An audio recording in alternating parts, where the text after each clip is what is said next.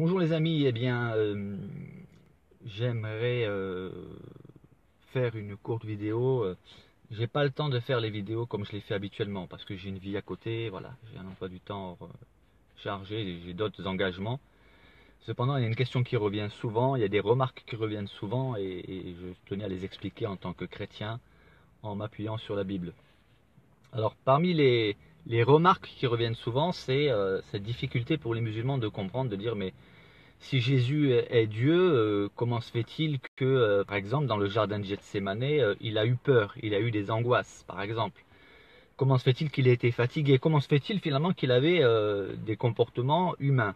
Eh bien, pour nous chrétiens, cela ne pose absolument aucun souci, parce que nous avons compris ce qu'est la mission de Jésus et quelle est l'incarnation.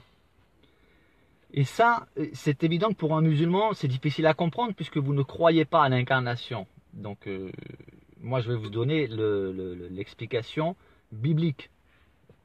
La mission de Jésus, c'était quoi? C'est pas évident d'expliquer comme ça en si peu de temps, mais je vais quand même m'y efforcer. Il faut bien comprendre une chose, c'est que si Dieu, le Père, a envoyé son Fils, la parole de Dieu faite chair, sur terre mourir pour nous, c'est parce qu'il n'y avait pas d'autre solution pour nous sauver. Et pour cela, il faut comprendre aussi le fonctionnement dans l'Ancien Testament de l'approche de Dieu. Déjà, comprendre la grande sainteté de Dieu. Il n'y a pas cette notion dans la Bible de Dieu pardonne, il suffit de se repentir, Dieu pardonne. Je l'avais déjà dit dans plusieurs vidéos. Dieu pardonne, oui, mais dans sa justice parfaite, Dieu est parfait. Sa justice, elle est parfaite. Ça veut dire que sa justice exige que le péché soit puni. Il ne peut pas faire autrement, ça fait partie de sa nature. Il pardonne, oui, mais à condition que le péché soit puni. Quelqu'un commet un péché dans l'ancienne alliance. Il se repent, c'est bien. Il demande pardon, c'est très bien. Mais le péché doit être puni. C'est la raison pour laquelle il y avait des sacrifices. Simplement, ces sacrifices devaient être renouvelés régulièrement. Dieu avait depuis toute éternité un plan d'envoyer, il a la préscience, Dieu, ça veut dire qu'il connaît l'avenir. Donc son plan, c'était d'envoyer son propre Fils, parfait. Donc il a fallu que la parole de Dieu, alors là il faut comprendre aussi le concept de la Trinité, il y a un seul Dieu, Père, Fils et Saint-Esprit. On n'est pas polythéiste, on est monothéiste, on croit en un seul Dieu, mais qui est, si on peut dire ça comme ça, composé de trois personnes. Il y a une divinité, trois personnes de la divinité, le Père, le Fils et le Saint-Esprit. Mais comme ce n'est pas le but du message, la Trinité, je réserve ça pour d'autres vidéos. Mais bon, là, je suis obligé d'en parler quand même. Donc il a fallu que Jésus, donc la parole de Dieu qui a été incarnée, accomplisse en tant qu'humain ce que aucun être humain n'était capable d'accomplir. C'est la raison pour laquelle qu'il a accepté, l'apôtre Paul en parle, il s'est dépouillé lui-même de Dieu qu'il était, il s'est dépouillé, non pas qu'il a abandonné sa divinité, mais dans sa mission, il fallait qu'il incarne un corps, ça j'en parlerai après Dalila, il fallait qu'il incarne un corps humain et qu'il accepte des limites d'un corps humain, c'est dire l'humilité. Il a accepté d'être limité, d'avoir pour un temps seulement, le temps de sa mission, d'être limité en tant qu'humain. Cependant, il était toujours dépendant du Père, il n'était pas abandonné, il n'était pas seul, il était au bénéfice de ce que le Père lui communiquait. Donc, à plusieurs endroits, Jésus manifeste une connaissance surnaturelle. Il manifeste un pouvoir surnaturel sans même avoir prié. Il n'a pas eu besoin de prier pour ordonner à la mer et au vent de se taire. Il y a eu plein d'exemples comme ça. Donc, quand il a été dans le jardin de Gethsémane, il fallait, si par exemple dans le jardin de Gethsémane, et en fait il aurait très bien pu dire, Père, je te loue, je te remercie, parce que maintenant, grâce à mon sacrifice, plusieurs vont être sauvés. Ça aurait été trop simple entre guillemets, on aurait pu dire oui c'était trop facile, son sacrifice n'a pas de valeur, il n'a pas vraiment souffert. Or il était prophétisé dans Ésaïe 53 qu'il devait souffrir, donc il a accepté les limites du corps humain. Et en tant que Dieu incarné, soumis à l'humanité, avec un corps humain, il a connu ce que nous avons connu nous. Il a connu la peur, les angoisses à ce moment précis, il a connu la faim, la soif, la fatigue, mais à la différence de nous, il n'a jamais failli. C'est-à-dire que même dans le jardin de Gethsémani, même quand il était proie à des angoisses que aucun être humain n'aurait été capable de supporter, puisque ces angoisses étaient telles qu'il transpirait des grumeaux de sang. Ça, aucun être humain n'aurait été capable de supporter ça. Lui, il a démontré que même dans les moments où n'importe quel être humain aurait craqué, lui, il n'a pas craqué. Il était à la limite. Hein. Il a atteint vraiment la limite de l'humanité, puisque il a dit, Père, s'il est possible que cette coupe s'éloigne de moi, mais là il prend le dessus, il dit toutefois non pas ce que je veux, donc en tant qu'humain, mais ce que tu veux, parce qu'il connaissait sa mission. Et d'ailleurs il avait annoncé qu'il serait livré aux religieux, qu'il serait maltraité, qu'il serait crucifié, qu'il ressusciterait. Donc voilà, ça c'est une chose. Maintenant, pourquoi les apôtres se sont endormis? Parce qu'ils étaient découragés. On sait très bien que Jésus, à plusieurs reprises, leur a annoncé qu'il allait souffrir, mourir, ressusciter. Cependant, ils étaient humains. Et justement, ce qu'il y a de bien, c'est que Dieu ne nous présente pas, Dieu ne nous raconte pas des contes de fées. Dieu ne nous raconte pas des histoires de Superman, ni de Batman, ni de Spider-Man. Il nous montre les hommes tels qu'ils étaient. Et pour ceux qui pensent qu'ils auraient fait mieux, libre à vous de le croire. Pierre, lui, était persuadé, par exemple, lui, il a dit, quand tous les autres te renieraient, moi, je ne te renierai pas. Il était certain de lui. Jésus lui dit, avant que le coq chante 2 fois, tu m'auras renié 3 fois.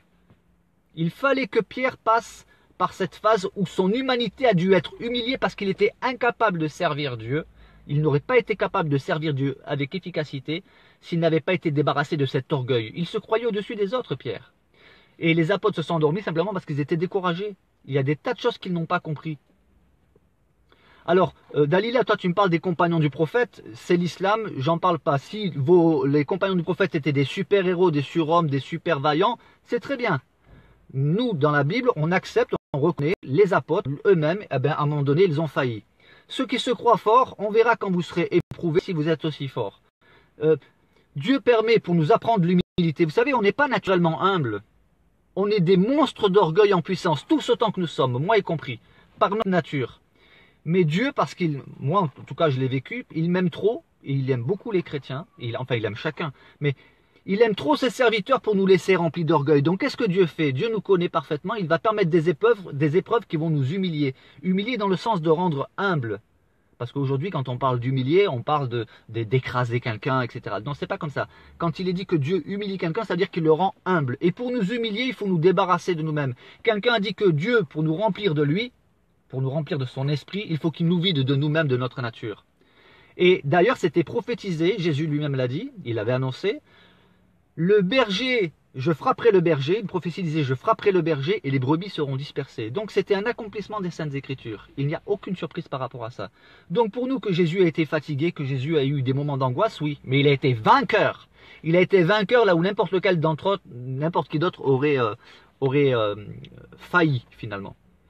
Alors, tu dis que tu n'arrives pas à croire que les apôtres n'ont pas soutenu Jésus. Désolé, mais pour moi, c'est inconcevable. Ah, mais je peux comprendre que pour toi, ce soit inconcevable. Pour nous, pour moi, si un jour tu deviens chrétienne, hein, on ne sait jamais, hein, tu auras l'occasion d'expérimenter certaines choses. Moi, personnellement, d'ailleurs, dans nos milieux chrétiens, on dit attention que celui qui est debout prenne garde de ne pas tomber. Ceux qui sont trop sûrs d'eux, attention, Hartung, ils peuvent tomber. Maintenant que tu n'arrives pas à croire que les apôtres, eh ben oui. Cependant, Jésus, il a quand même dit, à d'autres épisodes, il leur a dit, vous avez persévéré avec moi dans mes épreuves. Il y a eu des moments où les apôtres n'ont pas failli. D'ailleurs, Pierre lui-même, lorsqu'ils sont venus arrêter Jésus, qu'est-ce qu'il a fait? Il a pris une épée, il a voulu défendre Jésus. Ça, c'est du courage. Il était prêt à se battre tout seul. Et là, à ce moment-là, il était prêt à mourir, à risquer sa vie. Il a pris une épée, puis finalement, il a coupé l'oreille d'un personnage qui s'appelait Malchus. Et Jésus lui a dit, range ton épée. Car ceux qui utilisent l'épée périront par l'épée. Et Jésus a guéri l'oreille. Donc il y a eu ce passage-là, il faut lire tout l'ensemble des Saintes Écritures, mais il y a eu un moment donné, ils étaient découragés. Même s'ils savaient, même si Jésus leur avait annoncé qu'il allait mourir, ils venaient de passer 3 ans extraordinaires avec lui, ils étaient quand même tristes. Prenons l'exemple de Lazare. Jésus, la parole de Dieu, faite chair. Il aurait très bien pu, quand on lui a appris que Lazare était mort, dire « Oh, c'est pas un problème, je vais le ressusciter. » Non, qu'est-ce qu'il nous est dit? Jean, chapitre 11, verset 35. Le plus petit verset de la Bible, c'est le plus court. En 2 mots, Jésus pleura. Jésus, dans son humanité, en vivant parmi nous, quand Lazare est mort, il a pleuré. Il avait cette affection humaine. Donc, et pourtant, il savait qu'il allait les ressusciter. Donc, ça pose aucun souci. Les apôtres, ils n'étaient pas n'importe qui. Alors je vais te dire quelque chose, Dalila. Les apôtres, tu sais c'était qui? C'était des toi et des moi. C'était en fait, en réalité, c'était des bras cassés. C'était une équipe de bras cassés. Jésus n'a pas choisi. En fait, les personnes que Jésus a choisies, personne ne les aurait choisies aujourd'hui. Jacques et Jean, des colériques. Jésus les a appelés Boanerges, ça veut dire fils du tonnerre parce qu'ils étaient impulsifs. Et pourtant, Jean est devenu l'apôtre de l'amour, comme on dit. Pierre était vantard. Il était rempli de lui-même, il voulait toujours être premier. Thomas était incrédule. C'était une équipe de bras cassés. Ils étaient humains comme nous. Et c'est ça qu'il y a de bien dans la Bible, c'est que Dieu ne nous présente pas, même Élie, qui était un grand prophète, il a connu une dépression. Et d'ailleurs, l'apôtre Jacques nous dit que Élie était un homme, Élie, qui était tenu pour un grand prophète pour tous les Juifs. L'apôtre Jacques dit, Élie, qui était un homme de la même nature que nous, il a prié, mais il a été exaucé. Mais il nous rappelle quoi, Jacques? Qu'il était de la même nature que nous, il était faillible. Aucun être humain n'est infaillible. Le seul et l'unique qui a pu affirmer « je suis sans péché », lequel de vous me convaincra de péché, c'est Jésus. Personne d'autre. Il n'a jamais péché. Il a combattu vaillamment, il a connu les limites. La Bible nous dit qu'il a été tenté comme nous en toutes choses. Il a été tenté. C'est pas un péché d'être tenté. Ce qui est un péché, c'est de céder à la tentation. Il a été tenté comme en toutes choses, mais sans commettre de péché. Il a finalement fait ce qu'aucun d'entre nous n'était capable de faire. Adam et Ève, lamentable. Il y en a qui disent, moi j'aurais fait mieux. Lamentable. Adam et Ève, c'est nous, c'est notre humanité. Dans un jardin luxuriant, avec une femme, ils ont trouvé le moyen de désobéir. Jésus, lui, dans un désert, pendant 40 jours en jeûnant, sans femme, sans rien, sans compagnon, il n'a pas cédé. Voilà. Il y aurait beaucoup de choses à dire. Que Dieu vous bénisse.